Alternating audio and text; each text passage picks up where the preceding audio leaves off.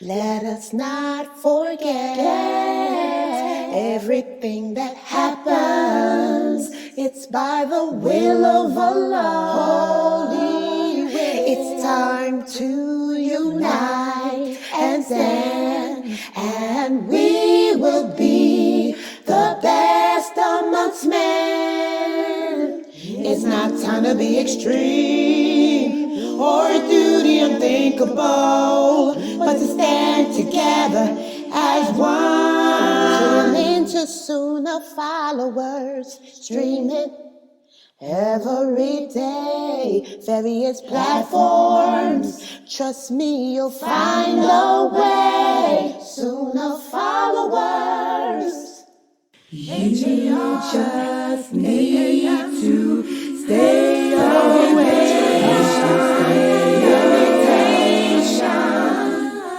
And you just need to stay away.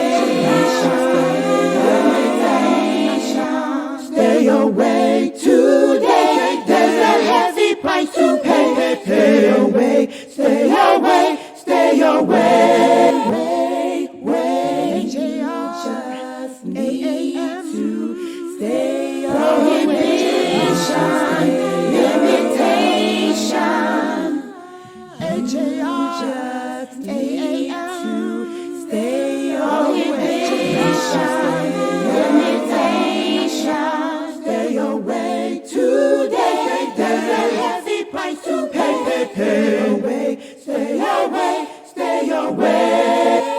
Alhamdulillah, wa salat, wa salam Allah, wa Rasulullah. I want to welcome everybody to our class for tonight, which is the new class entitled the Prohibited Imitations in Islam.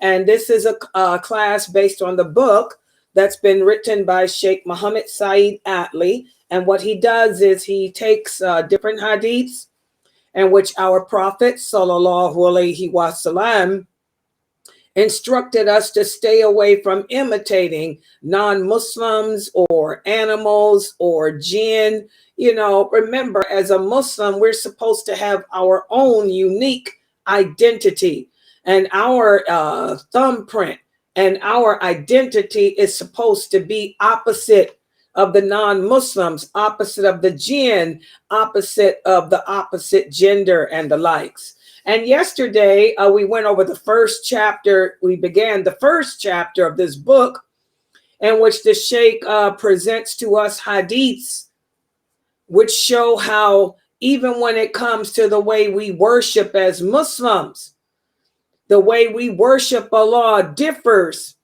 from how the non-believers worship Allah.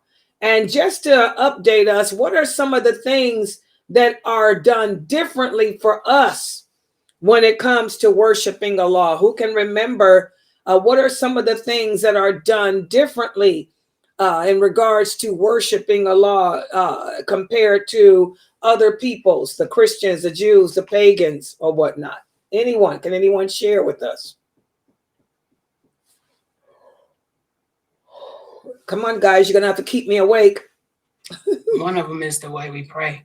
And we don't pray like how they pray. Yeah. Another one is we don't pray the way, we don't fast the way they fast. No, we don't but dress how? The way they dress. I want to know, how do we differ in the way we pray? Yeah, how do we differ in how we worship?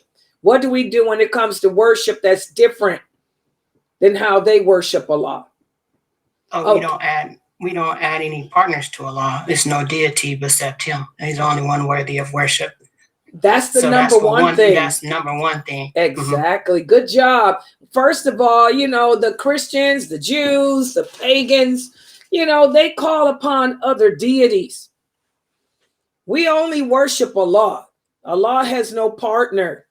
There's nothing like Him. We worship and call only upon Him. We don't even call upon the Prophet Muhammad sallallahu alaihi wasallam. Good job. What else differs? What else is it about our worship? MashaAllah. Good job. Sister Aya said we pray 5 times every day instead of once a week on Sundays or once a week on Saturdays like the Christians and Jews did. And we're going to talk about that today too. I always get this question from a lot of Muslims about fasting because, yes.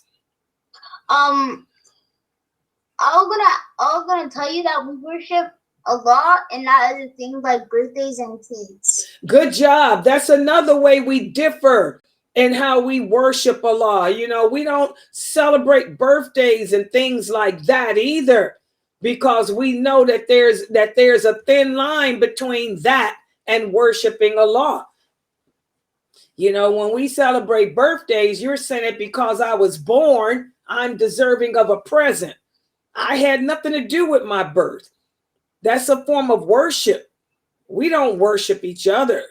We had nothing to do with our existence. This is all the qadr of Allah. Yeah, good job. Go ahead. The thing that is different than the other religions is our call to a prayer. The Jewish have their call to prayer, and the Prophet Muhammad sallallahu alaihi wasallam at his time, when they were trying to find a way that they could tell the people that it's time for prayer, they mentioned about bells, and they mentioned about, and he rejected those ways because we were trying to be distinct from those groups. So the most distinctive thing was the human voice, and the human voice by, you know, reciting the Adhan was what was special onto the Muslims as the call to prayer. Exactly, guys. Even our call to prayer differs from the non-Muslims. We don't use bells and horns and things like that. We use the human voice.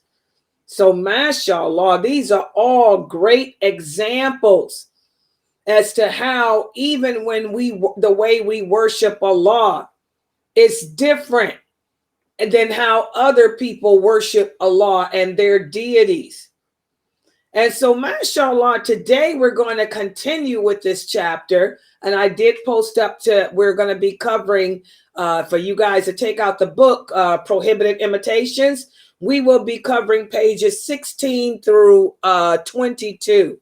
Because today we're going to speak about how when we fast, our fasting differs.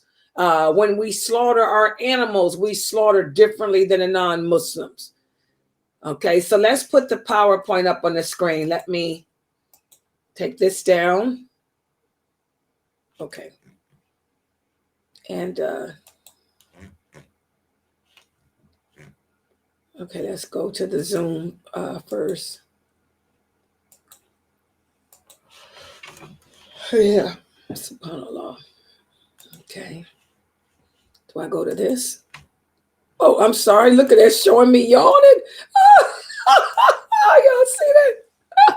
Did you see that, Geechee? It caught me on camera yawning. Oh my God, that was embarrassing, people. I'm sorry.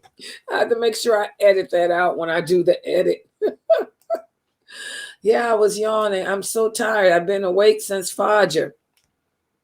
And I'm winding down. I'm making myself get out of that habit of being up all night so I can go to sleep like a regular person and enjoy the day like the Prophet sallallahu alaihi wasallam, you know, encouraged us to do. You know, remember that hadith we went over, whereas the Prophet sallallahu alaihi wasallam encouraged us to get up early. He said, for those of us who start our day after Fajr, you know, there's reward.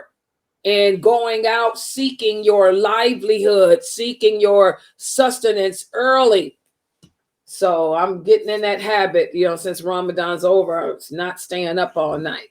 Okay, so tonight we're going to be discussing pages 16 through 22. Different hadiths in which our Prophet sallallahu alaihi wasallam forbade us from doing certain actions in regards to fasting and slaughtering and eating, because he wants us to be different than the non-believers. And again, for those of you who have not yet bought the book, make sure you go to adleyonline.com. The book is only $7. So let's take a look at this. Okay. Let me move this out the way. All right. Even when it comes to fasting, Remember, we talked about during the month of Ramadan how Allah prescribed fasting on all people. The Jews were prescribed the fast, the Christians were, okay. But even when it comes to fasting, we have differences in they.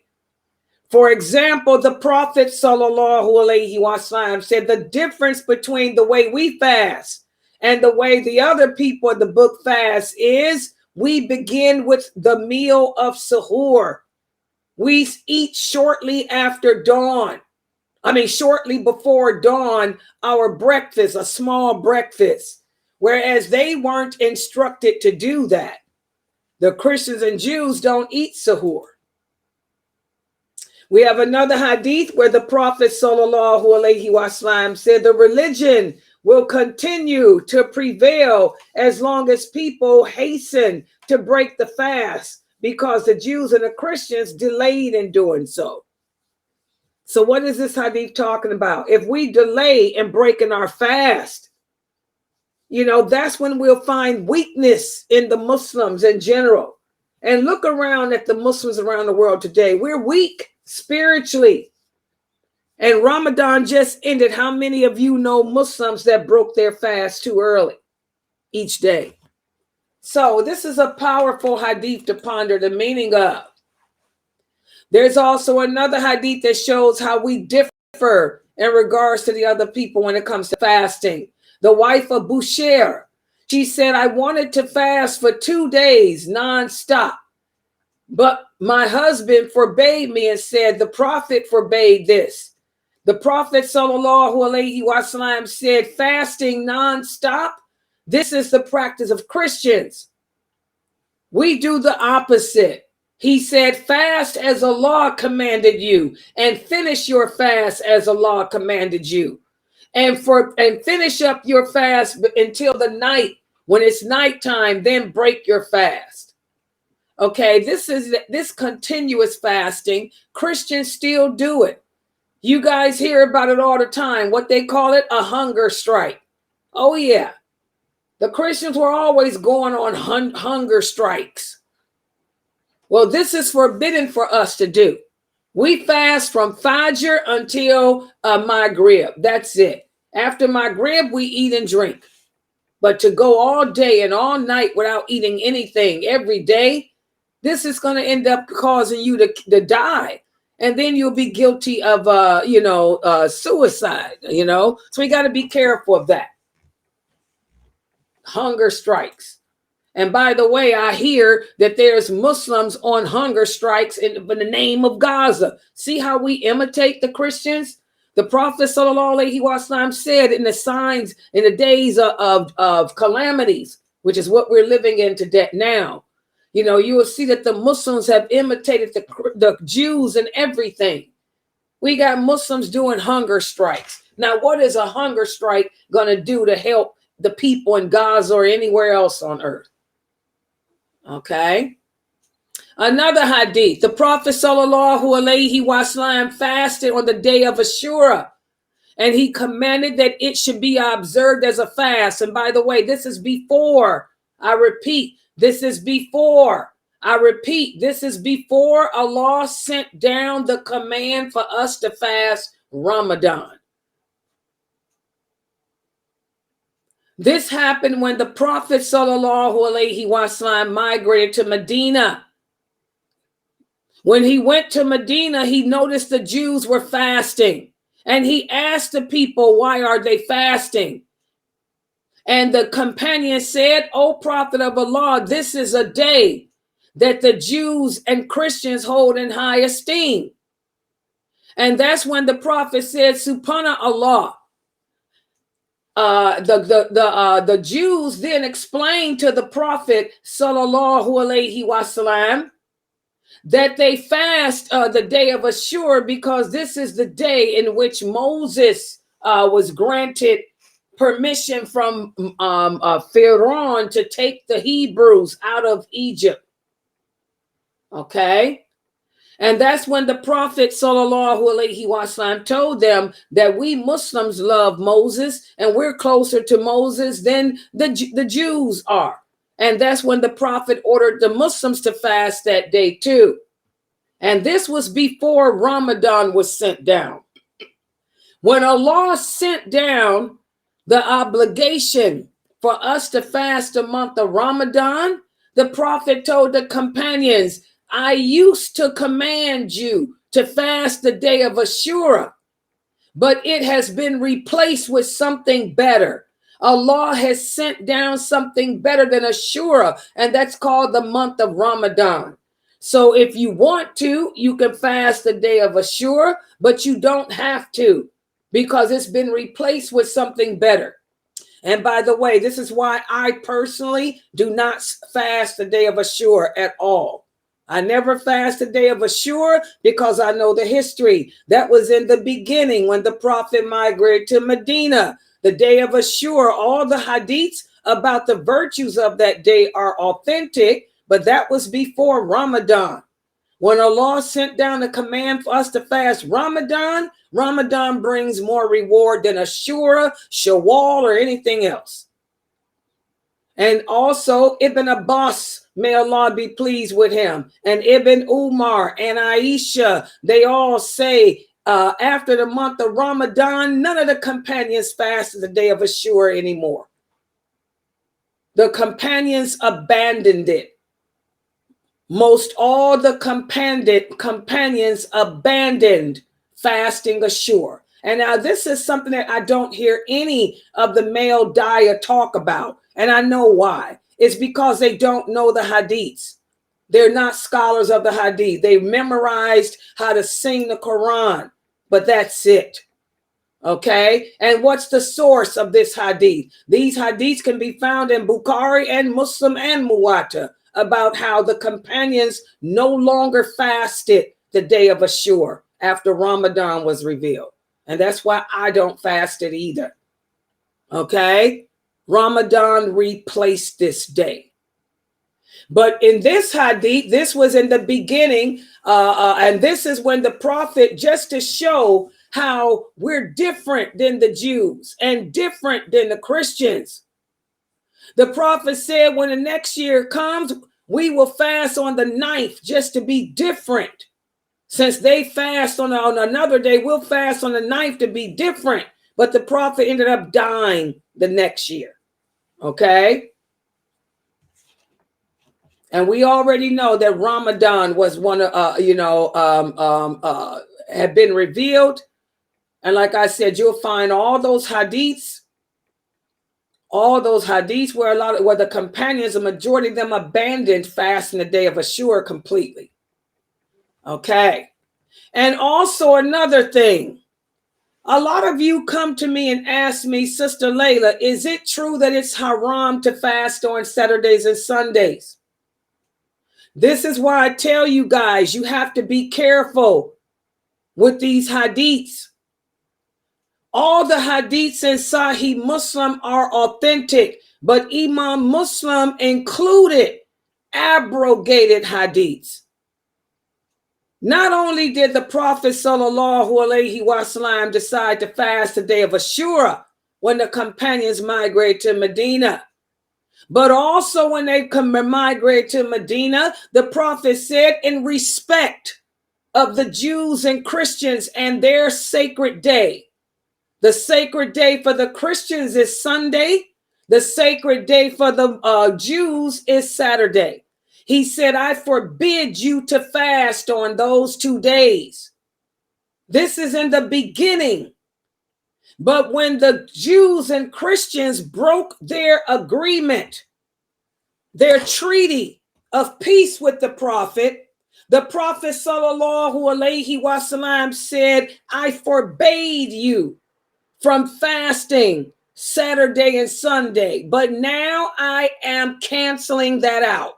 You can fast on Saturdays if you want, and you can fast on Sundays. What's the source? That hadith is in Bukhari, and it's in Muwatta, and it's in Imam Ahmad's collection. In fact, look at this hadith. Salama said that the Prophet ﷺ used to fast on Saturdays and Sundays more than any other days. And he said the reason why is because they are the days a festivity for the unbelievers. And I want to be the opposite of them. So be careful, guys. Some of the hadiths in Imam Muslim's collection were abrogated. The hadiths about forbidding us from fasting on Saturdays and Sundays were abrogated. The hadiths about eating and drinking when standing were abrogated too. As Ali radiallahu anhu told the people when he made Hajj, he said, I swear by Allah, he took some water up from the well of Zamzam and he drank it. He was standing. He said, I swear by Allah that the Prophet Muhammad himself drank standing. That's another hadith that was abrogated that you'll find in Imam Muslim. Is the most authentic of all the collections because Imam Bukhari did not include the abrogated hadiths in his collection. Imam Muslim, who was his student, did. So here's the dalil. You can fast on Saturdays and you can fast on Sundays. As his wife, Salama, who was a scholar of fiqh, she became a scholar of fiqh, just like Aisha. As Salama said, my husband, the Prophet, used to fast more on Saturdays and Sundays than any other day of the week. Why? Because he wanted to show how we are different than the Christians and Jews. That may be their sacred days, but it's not ours. And there's one of the authentic source. You'll also find this hadith in Bukhari. Everybody understand that? Be careful trying to teach yourself this religion. As I had a conversation with somebody earlier today, you're not a scholar. You're not a scholar of these hadiths. You have to memorize them all with the proper meaning. And it begins when you're a child. You have to know who, what, where, when, why. What happened?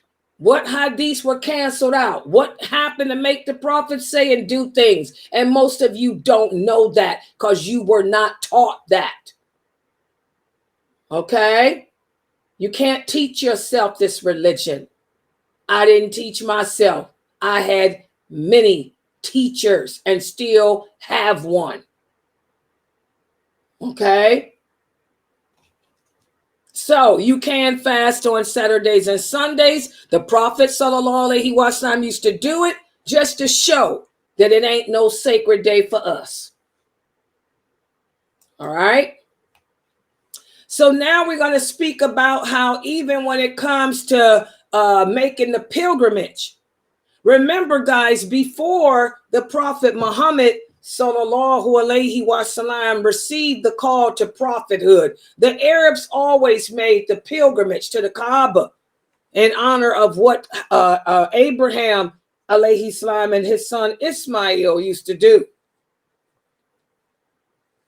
But when the Prophet Muhammad sallallahu alaihi wasallam became a prophet of Allah, things change, even in regards to how we do that. As Umar radiallahu anhu said, the people before Islam, when they made their pilgrimage, they would not leave from Jam.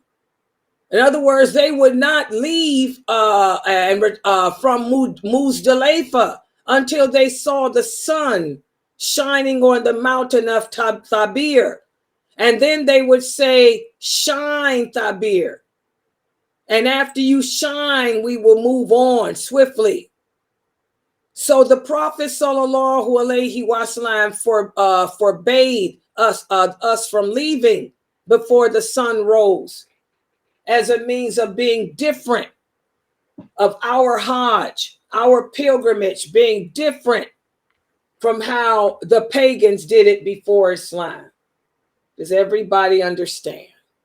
So even when it comes to how we make Hajj, some things were changed. by a law for us to make us different in worship from how the unbelievers worship. So we're different in when it comes to our prayers. We're different when it comes to fasting. We eat sahur when they don't.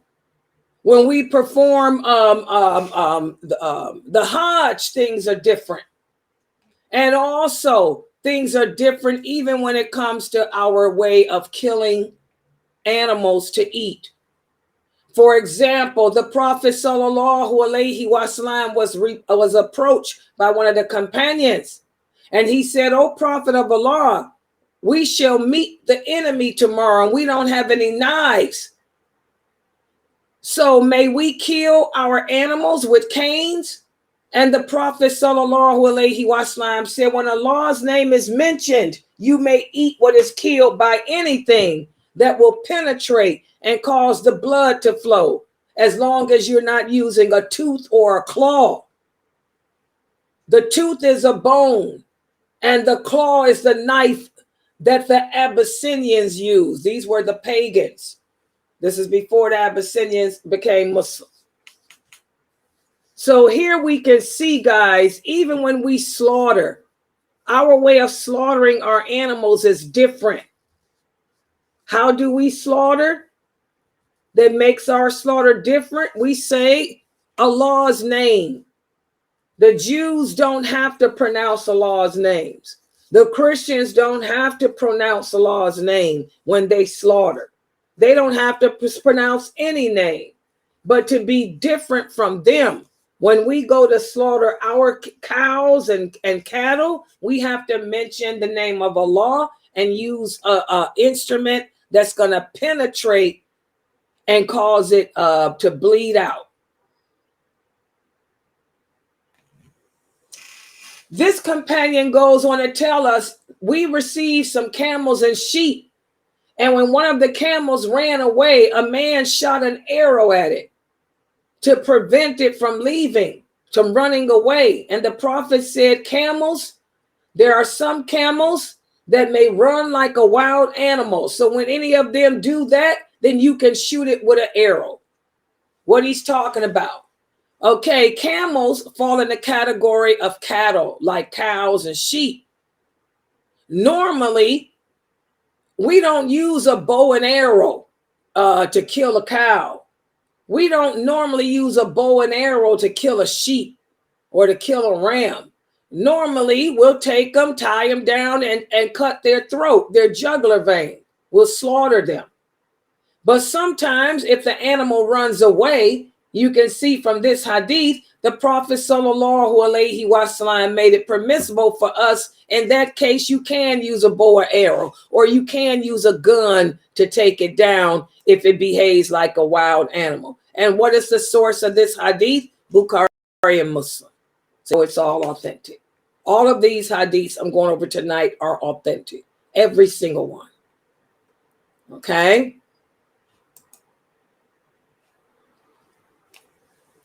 Finally, I want you guys to pay attention to this hadith. Even when it comes to eating, we're different.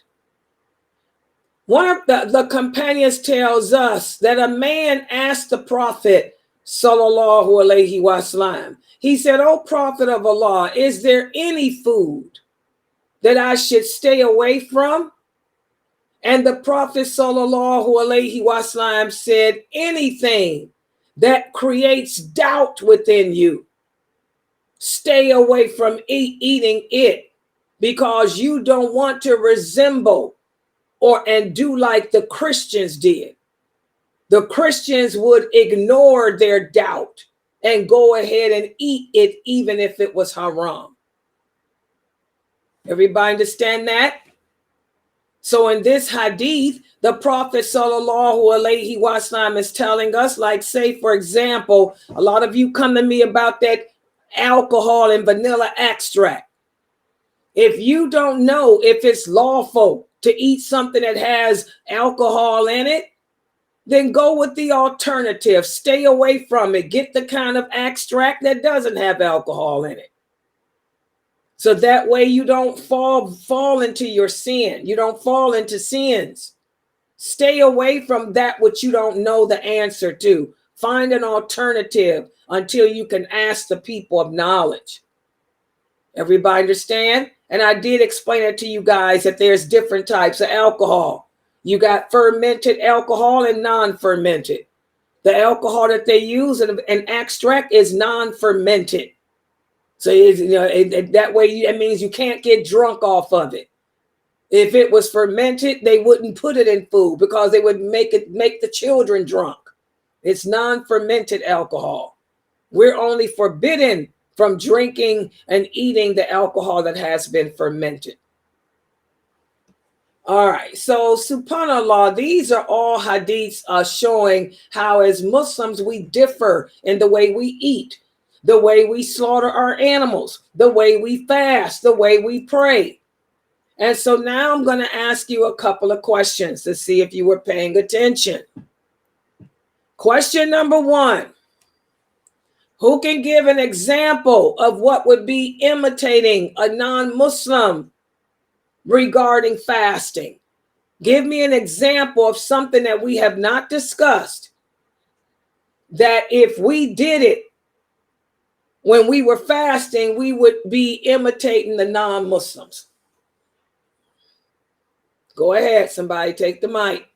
An example. Fasting consistently. Say, for instance, I want to fast all day.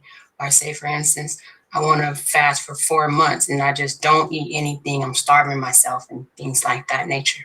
Good job. That's an example. That's continuous fasting. Also, for those, and I've seen it, those that go on a water fast. Exactly. This is imitating the kafir too. How many of y'all know people that do that? You go without eating, just drinking water. Who said to do that? That's what the kafirs do. We're supposed to be balanced. You ain't going to be able to survive off of just water. Your body's going to break down. Don't you guys watch Naked and Afraid? Don't y'all watch a Survivor, those TV shows? You can't survive off of just water. So when you Muslims are going on these water fasts or these juice fasts, all you're doing is depriving your body. You're oppressing your body. And this is imitating the kafir.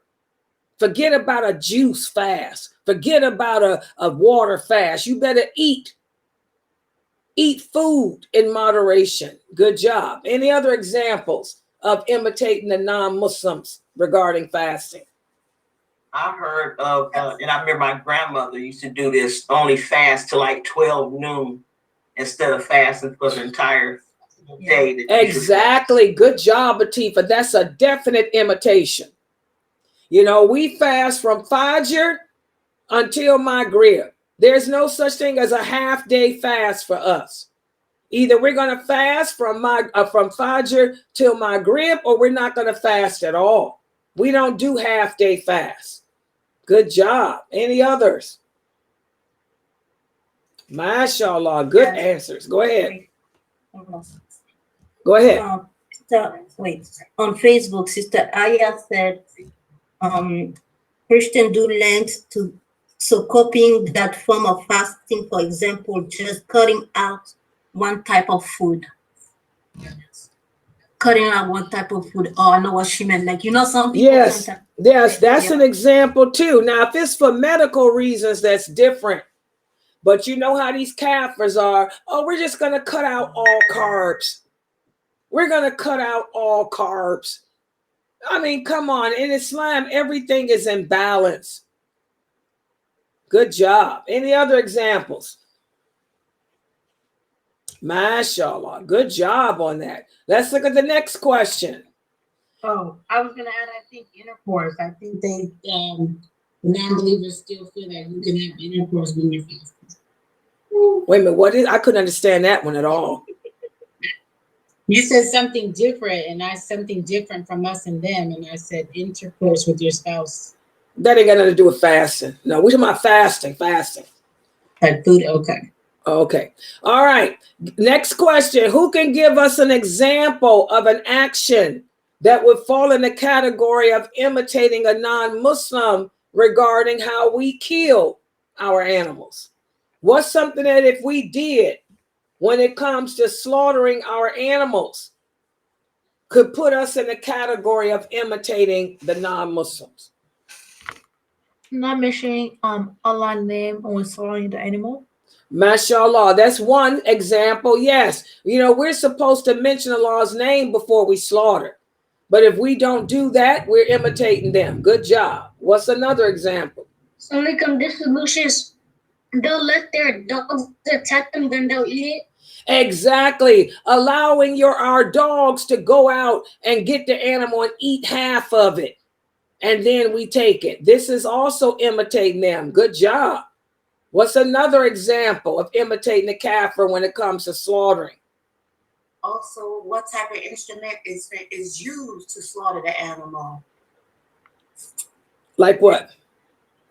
I would say using, like, bashing their head in and not slicing the throat. Exactly. Bashing an animal's head in. We're forbidden from doing that. If you're going to kill your cow by bashing in its head, this is imitating the kafirs. What about a stun gun? Can we use a stun gun to stun the animal before we slaughter it?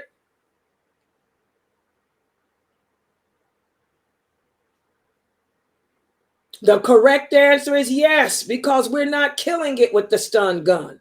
But if I were to kill it with the stun gun, then that would be imitating the kafir. The companions used to stun. They would hit their cow in the head one time just to stun it, to knock it out so that the meat would be tender. But they didn't kill it that way. We can't bash it in the head to kill it. The meat is going to be toughed, and that's imitating the kafir. But if I want to hit it in the head or stun it with a stun gun just to knock it out, it doesn't, just to knock it out so I can then slaughter it, then this is permissible in Islam. Okay? Good job. Any other examples? What about, like, say for instance, how they go hunting and how they shoot it? They just go shooting stuff, shooting the ducks and all that. We can't do that, right? We can use a gun. We can go. Okay. Yeah, we can use guns when we go hunting. The rule is we just try to aim for the head or the heart if we can. But nothing's wrong with using a gun. Oh, okay. I thought I heard you say that. Yeah, you can use a gun if, like we said, that hadith we just went over. We use a knife only with cattle. Ducks are not cattle. Animals that are cattle are domestic.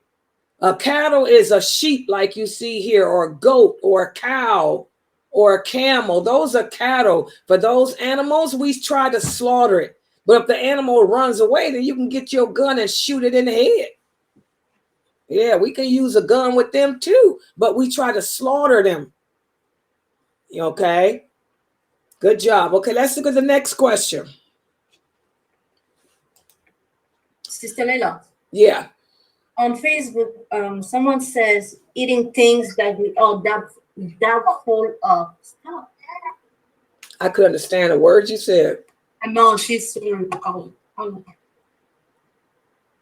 Eating, what did she say, guys? Eating what? Something that's doubtful. Food that's doubtful. Yeah, that's true. That's another example too. If you eat something that's doubtful, you're imitating the kafir because of that hadith that we just went over, where the Prophet sallallahu alaihi wasallam said, if it's something that you don't know if it's lawful or not, just don't eat it. And now that brings us to the last question. Who can give an example of a doubtful food that we should just stay away from? Give me an example of something that's doubtful based on that hadith we just went over. Besides alcohol. Sausages? Okay, that's a good answer, because you know what? Some people ask that question. Dear Sister Laila, when we buy turkey sausages, I heard that some of the brands that have casting use pork. Is this true? So if you don't know, just say, well, I don't know, but I'm going to go pick some turkey sausages that don't have the casting, or that has on the ingredients that is beef casting. So good job. That's an example. If it's something doubtful, put it down and find an alternative. Good job. What's another example of a doubtful food to consume? Food that has gelatin on it. Exactly. If you don't know what type of gelatin it is, put it down and get a product that doesn't have gelatin in it. Good job.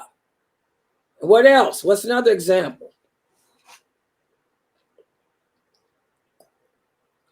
MashaAllah, you guys gave very good answers. Excellent answers. And we need to put all this stuff into practice, because a lot of you will come to my Q&A show with, oh, Sister Laila, can we eat this? Can we eat that? You know, if you don't know, just stay away from it. Find something else to eat that don't have gelatin in it. Find something, some extract, that vanilla extract that doesn't have